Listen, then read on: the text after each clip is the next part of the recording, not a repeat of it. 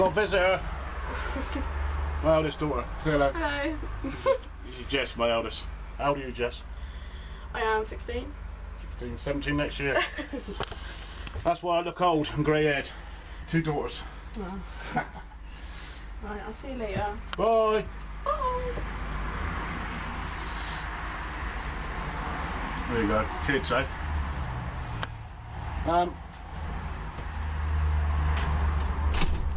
Another closed doors today. Right, I just took the thrust washers out to show you these in a minute. They got obviously they're marked like most things are, standard size, so that's okay. And there's some groovage going on in there. Sorry, get in front of the actual camera. There's a few grooves in there. They're not too bad though, but for the cost of them, again, I don't think it will hurt. But this is the trouble, isn't it, guys? Is you add up the few quid here and there, the few pounds. What done the other one? Oh, excuse me. The few pounds here and there, you end up. This one's a bit worse. You see that? But it's just, you know, standard. So this one you can actually feel a groove in. So definitely. Actually, I'll tell you what. I put the vernier on. Oh, I got sidetracked. I got sidetracked because my camera, my memory card filled up, and I had to dump a load of film onto the computer a bit quick. I was just a minute ago measuring the. So there's a little bit of lead solder I took out from the main cap, and I've measured it, and we've got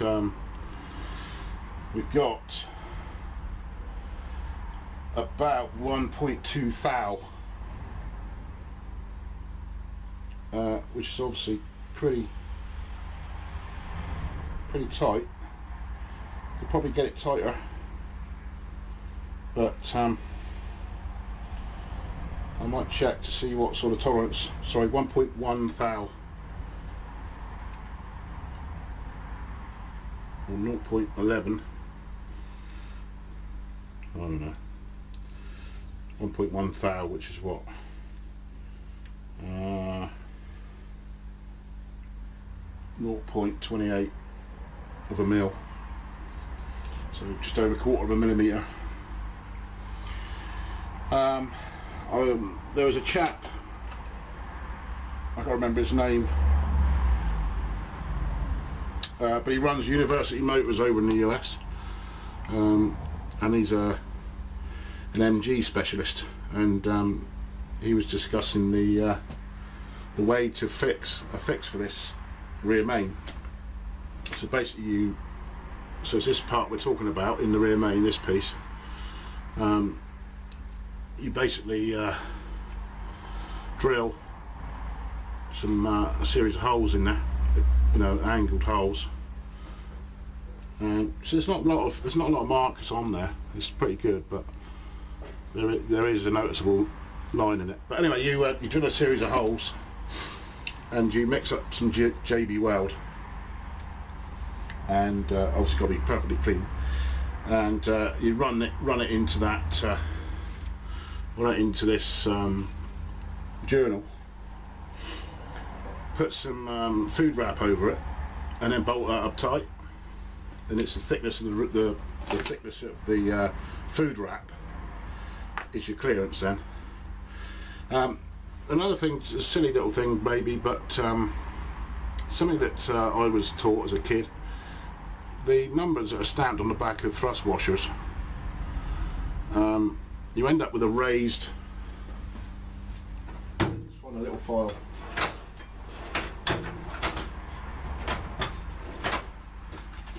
You end up with a raised number. If that makes any sense. So I was always taught to just run a file over the number very lightly, and it takes the raised part of the stamp off, because that could be heading towards a few thou by the time, depending on how heavily it's been stamped. just to get a more accurate. I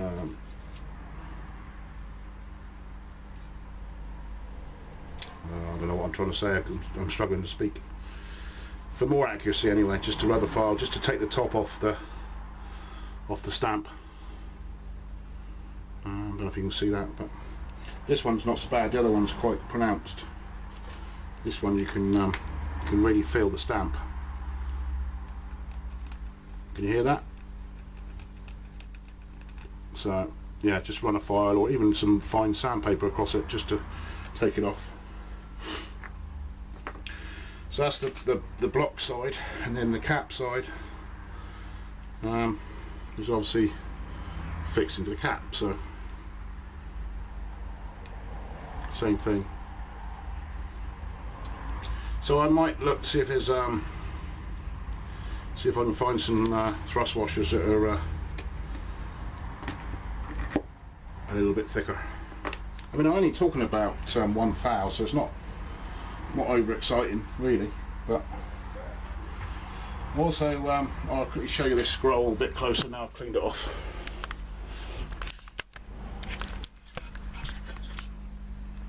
It's the camera focus. So with the engine, hang on.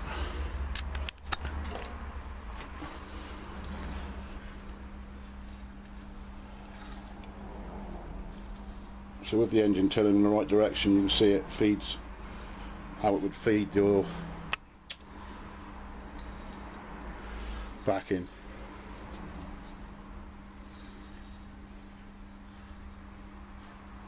Alright guys, so that's that.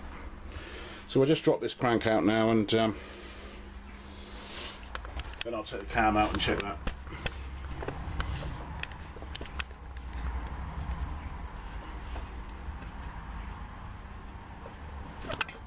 The legs fell off. I've got my little stand. It's got it's called a Gorilla tripod, and it's not good with it, my hands, so I'm too heavy-handed.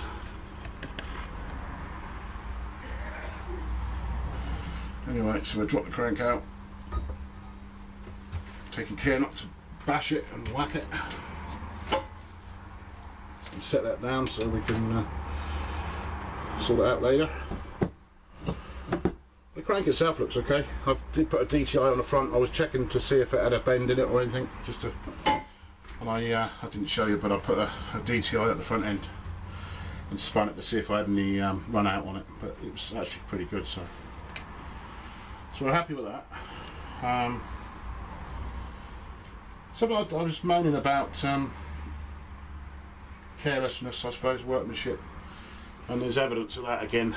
I showed you how easy it was to pop them shells out, those main caps with the lugs on, with the little lugs on the end. Can you see them? Yeah. Despite that, they've still decided to oh, I can't see if you're seeing it or not. Let's try that.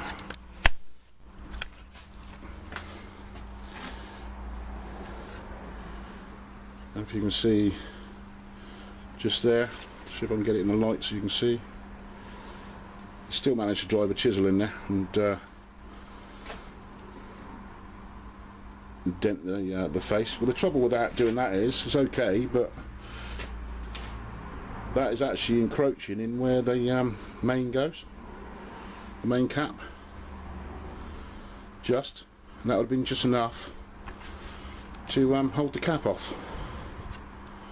So if I can get my little file on there, you see it shining up.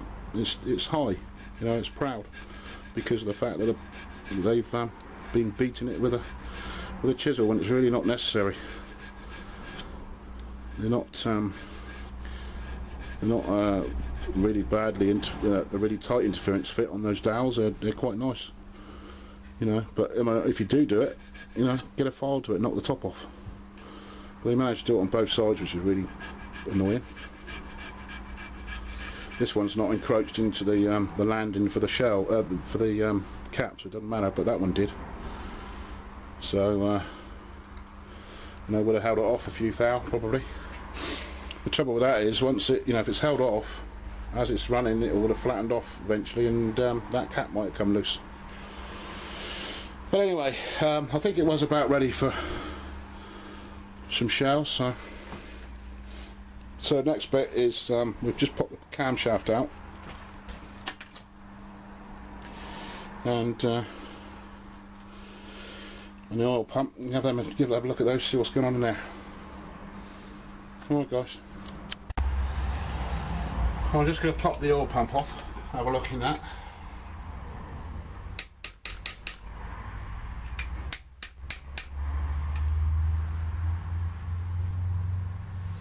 The computer was suddenly struggling to find network, so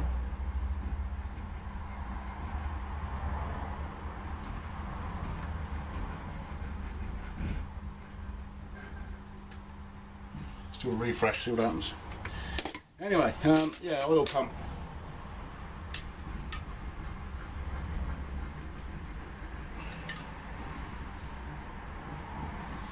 This is, I think they do several types of oil pump for these engines. This is a concentric type, so it means, in other words, it'll have offset gears in it. There's several things you can do to check these. But I'm not about taking it apart. My old boss, where I work now, when I was the original workshop manager, when we were building engines, we'd say, right, we go with him with a shopping list of parts we needed, and we'd always put an oil pump on there, and he'd always ask us to prove why you need an oil pump.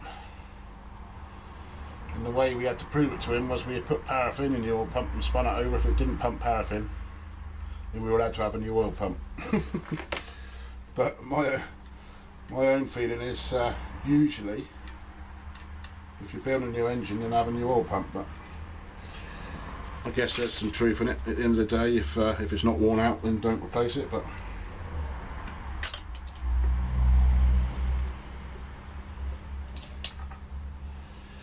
okay, so oil pump.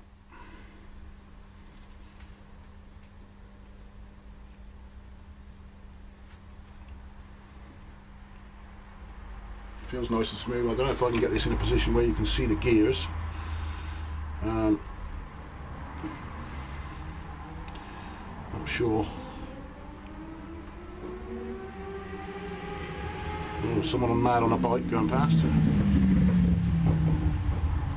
Anyway, so we'll run some fluid in there, some nice thin fluid, and if it pumps it, it works. Okay, we'll go by what my boss says, because I can't. I'm not about to keep buying parts for this engine. It's only, like I say, it's only a spare engine. If it's a bit low, we can always squeeze the pressure relief valve up a bit.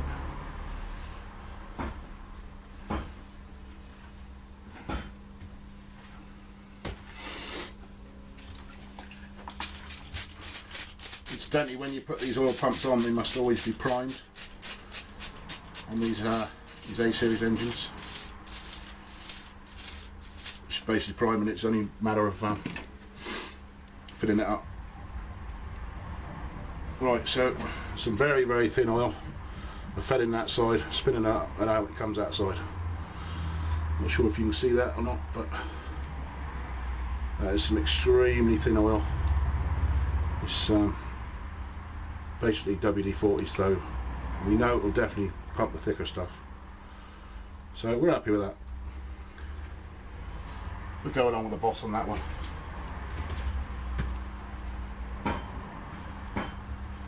If nothing else, it's just had a clean out, so it's not all bad. So yeah, we're happy that oil pump pumps oil. I'll just pull the camshaft out. And just check it for end flow actually, just to see if there is any play in it, and I can barely feel anything, so there's no roughness to it, so we're okay with that. Alright.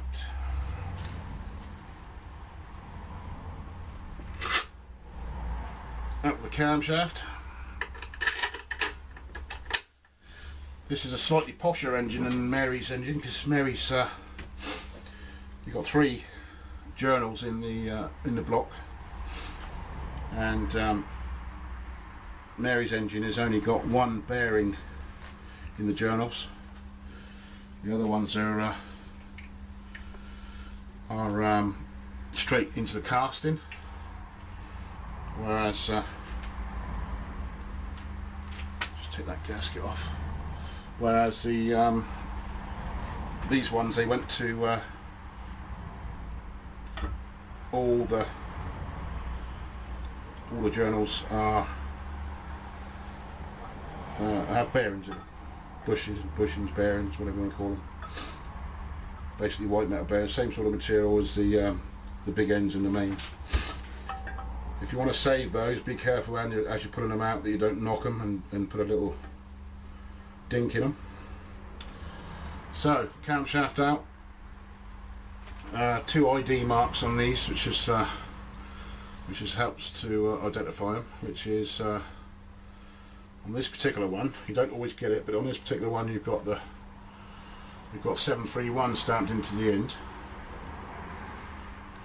and we've got 2 rings on there. So I'll check my the other way of IDing it is the actual width of the journal, actual width of the journal, I suppose, on the lifter section, the lobe. Sorry, I think you have there's a 1/2 inch and a 3/8 size. So this one immediately looks like a 3/8.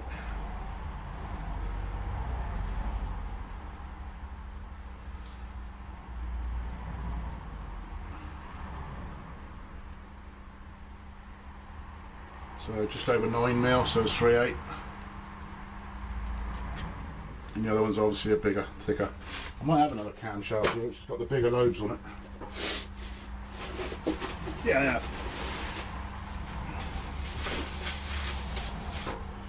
So there's the other cam. This is out of a much later car. If I do that, you can see difference in the widths of the lobes.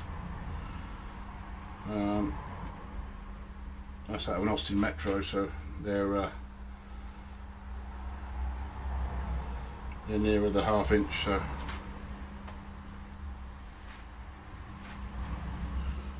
So 1/2 inch or just shy of 13mm.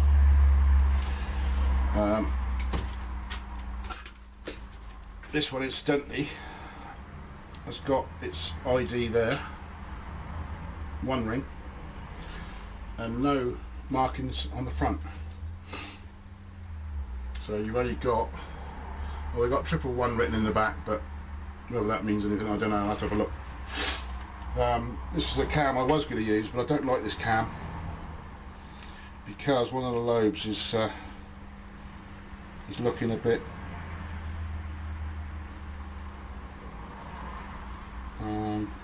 dicey, let's put it that way. This one, you can see just some of the case hardening just starting to go. Second-hand cam off of eBay, cheap, but I don't like this cam. It's going to be thrown away. So this one, as far as I remember, my bad old memory banks, is a MG cam, so I'm happy with that. I basically want you can see it's not been used in anything else except for this one, because that's what would normally drive the mechanical lift pump through here off of there. So, and it's still black. I've got a feeling this is a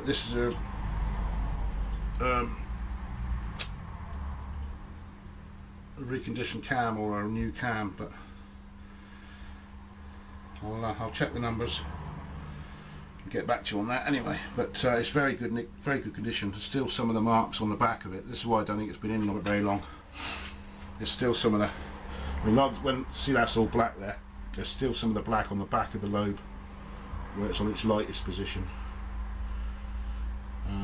So I don't think that's been in the car very long. It sort of backs up the theory I've got, which is that it got put together and albeit poorly, it got put together and they found it burnt oil because of that broken ring, so they basically scrapped the engine. So anyway, that's enough of that for now, and I'll it's now a matter of get it to work for a nice hot steam clean, get all that nasty paint out from the inside, and blow through some of the oil ways and make sure none of it's got in there, and go from there.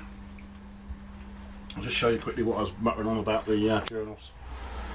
I haven't got Mary's other engineer at the moment, I'm afraid, but so we've basically got the 3 cam journals, the back one by the oil pump, the centre one and the front one. Whereas the older engines, the smaller engines, don't have, these ones aren't machined to take bearings. You have to take it and get it machined. So that's it. So that's as much as I want to strip down on this at the moment. We'll get it to work, get it cleaned up and get it banged back together, I think. That's the plan on that one. Alright guys, so I'm going to get washed up and then get back on with some wet sanding, I think, for the rest of the weekend. And we'll catch up with you later. Cheers, bye.